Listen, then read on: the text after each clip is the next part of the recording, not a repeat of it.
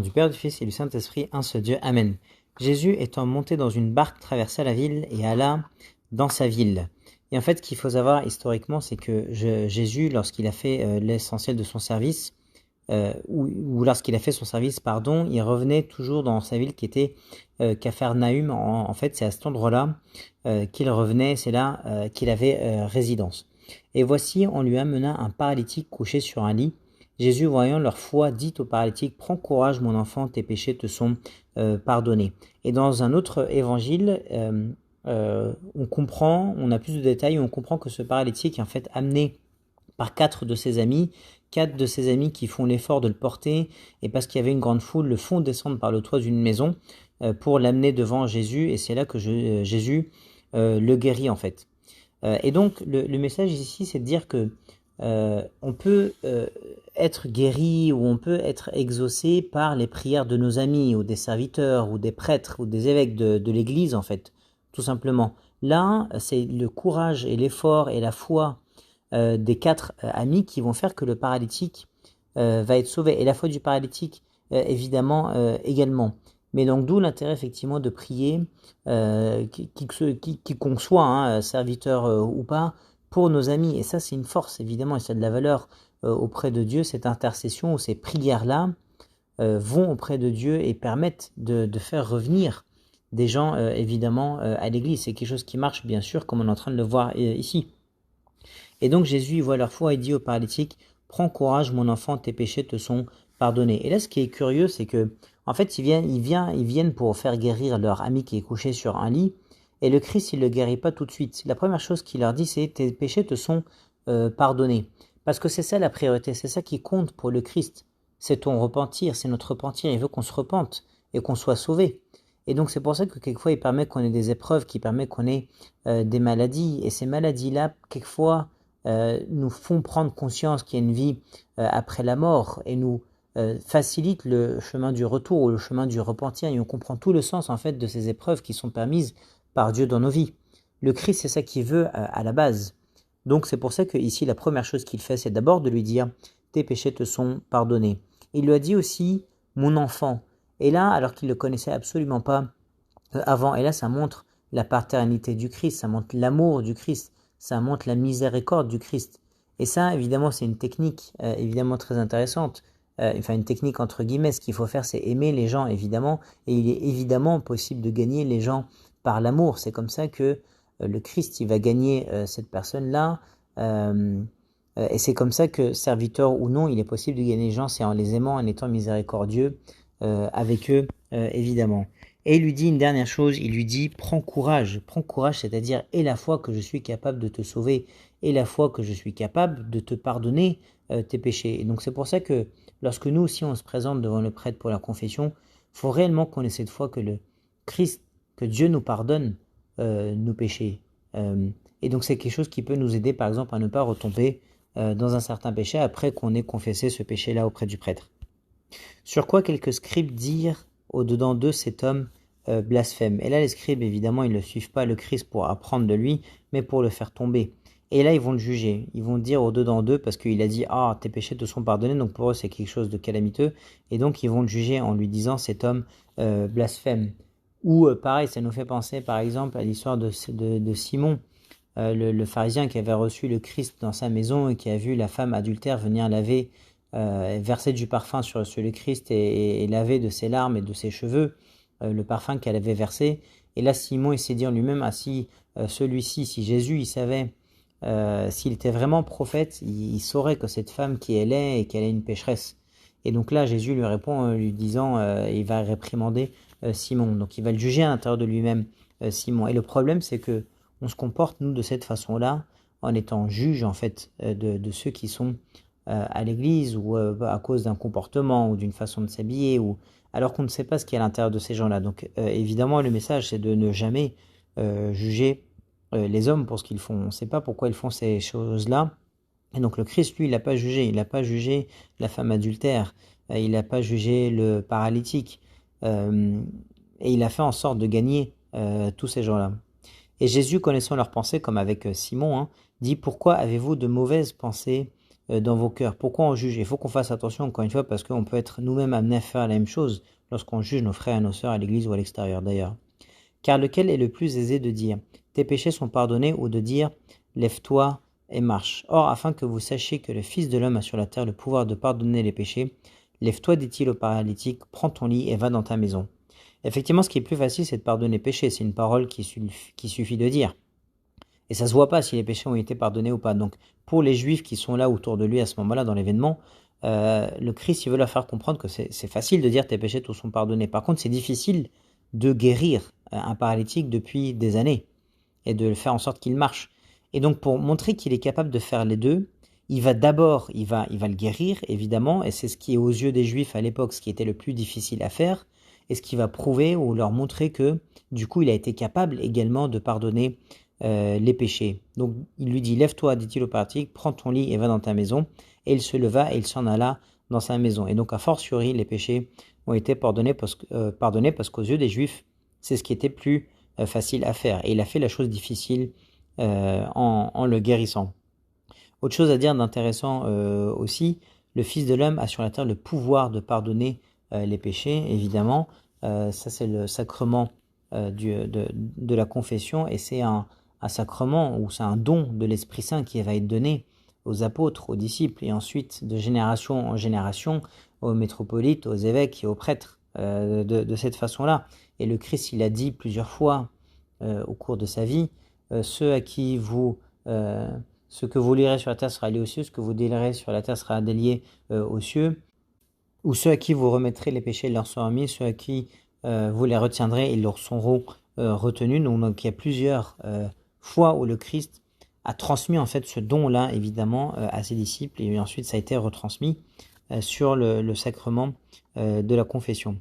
Quand la foule vit cela, elle fut saisie de crainte, elle glorifia Dieu qui a donné aux hommes un tel pouvoir. Et effectivement, les gens ne se rendaient pas compte encore peut-être de la divinité du Christ. Donc elle glorifia Dieu qui a donné au Christ, donc qu'il voit comme un homme, un tel pouvoir. Ensuite, à partir du verset 9, de là, étant allé plus loin, Jésus vit un homme assis au lieu des péages et qui s'appelait Matthieu. Il lui dit, suis-moi. Cet homme se leva et le suivit. Et donc, Matthieu était un collecteur d'impôts. Il était juif, mais il travaillait pour les Romains. Il collectait les impôts pour les verser aux Romains in fine. Et c'est un juif qui s'occupait de ça parce que les Juifs, pour collecter les impôts des Juifs, ça devait être quelqu'un d'entre eux parce que c'est eux qui savaient les situations financières des uns et des autres, et ça évitait que les Juifs arnaquent les Romains. Donc on mettait un Juif à cette position-là, et d'ailleurs ce Juif-là, donc Matthieu ici en l'occurrence, était considéré comme un traître, parce qu'on travaillait un peu pour la nation occupante, pour les Romains. Et donc Matthieu, il paraît comme ça de l'extérieur être quelqu'un de mauvais, mais de l'intérieur, il était quelqu'un de très bon. Et la preuve de ça, c'est qu'une fois que le Christ lui a dit « Suis-moi », il a immédiatement répondu à l'appel. Cet homme se leva et le suivit. Et on peut donner, pour bien comprendre aussi ce verset, donner l'exemple du jeune riche, en fait, qui, lui, d'apparence, avait l'air bon, et il est venu voir le Christ en lui disant « J'observe toute la loi depuis ma jeunesse et je désire te suivre ». Et alors le Christ lui a dit « Va, ce que tu as, vends-le et donne-le aux pauvres, puis viens, suis-moi ». Et le jeune, il est reparti triste, en fait, et n'a pas suivi le Christ, parce qu'à l'intérieur de lui, il avait encore cet amour de l'argent. Donc d'apparence, il a voulu venir, mais il n'a pas été capable de répondre à l'appel du Christ. Là, c'est l'inverse. Matthieu, d'apparence, il a l'air mauvais parce qu'il est collecteur d'impôts, mais à l'intérieur, c'est un homme bon. Il se leva immédiatement et le suivit. Ou ça nous fait penser, par exemple, au fils prodigue, qui, pareil, il se leva et il est retourné sur son père. C'est bien d'avoir ces sentiments-là très moteur ou très positifs, de réagir immédiatement comme Saint Matthieu le fait, je vais me repentir tout de suite, je vais revenir au Christ tout de suite. Comme Jésus était à table dans la maison, et sous-entendu la maison de Saint Matthieu, et Matthieu par humilité, quand il écrit son évangile, ne mentionne pas que c'est dans sa maison, donc ça c'est quelque chose dont on peut prendre exemple évidemment aussi. Voici beaucoup de publicains et de gens de mauvaise vie, c'était les fréquentations de Saint Matthieu, vinrent se mettre à table avec lui et avec ses disciples. Les pharisiens virent cela et ils dirent à ses disciples, pourquoi votre maître mange-t-il avec les publicains et les gens de mauvaise vie? Et là encore, c'est un jugement de la part des pharisiens qui sont là uniquement pour faire tomber le Christ ou pour le piéger, pas pour apprendre du Christ. Et attention, encore une fois, parce qu'on peut être amené, nous, à faire la même chose en jugeant les gens à l'intérieur même de l'Église, alors que les gens peuvent se repentir et revenir sans que ça soit sous notre contrôle, évidemment. Donc c'est une raison supplémentaire pour pas juger les gens. Ce que Jésus ayant entendu, il dit, ce ne sont pas ceux qui se portent bien qui ont besoin de médecins, mais les malades. Et l'Église, effectivement, comme dit Saint Jean Chrysostome, c'est un hôpital dans lequel il y a des malades, et le Christ, il est venu pour ces gens-là, pour les amener au repentir, ces gens-là, et pour les guérir.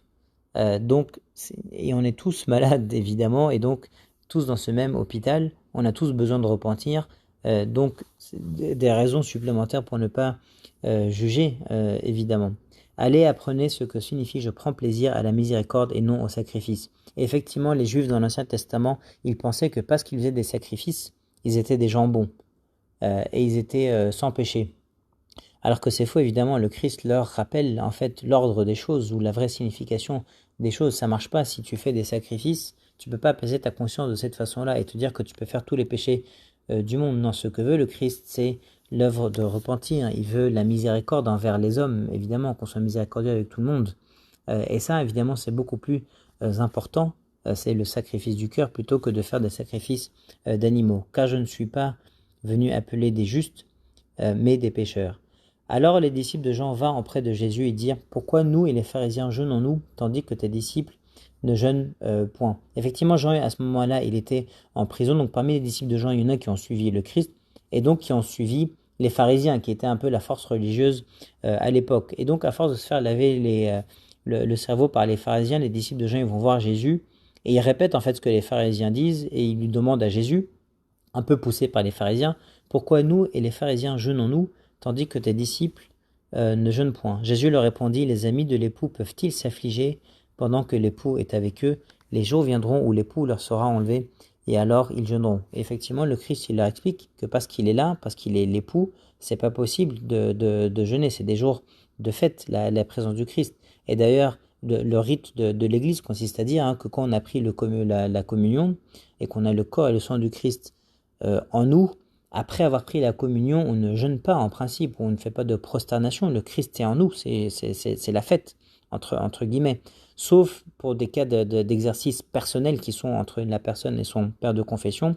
Mais en général, la règle habituelle est de dire qu'après une communion, il n'y a pas de jeûne ou il n'y a pas de prosternation. Donc c'est ce que veut le faire comprendre le Christ ici, parce qu'il est avec nous. Donc c'est des jours de joie et de fête. Et d'ailleurs, c'est pour ça que l'Église, lorsque le Christ en fait est parti au ciel, les apôtres ont jeûné, et c'est pour ça que le jeûne des apôtres est le plus vieux jeûne qui existe dans l'Église, et jeûne qu'on jeûne encore de nos jours, évidemment. Et le Christ, il va expliquer ça avec deux images ensuite derrière. Il va dire, personne ne met une pièce de drap neuf à un vieil habit, car elle emporterait une partie de l'habit et la déchirure serait pire. Et effectivement, quand on coud un bout de drap neuf sur un vieil habit, lorsqu'on mouille cet habit-là, qui est mélangé du coup, le drap neuf, lorsqu'il va se contracter un petit peu avec le lavement, et comme il est plus fort, plus résistant, il va déchirer en se contractant le vieil habit, ou la partie vieille de l'habit. Donc c'est pas possible de faire ça quand on fait de la couture.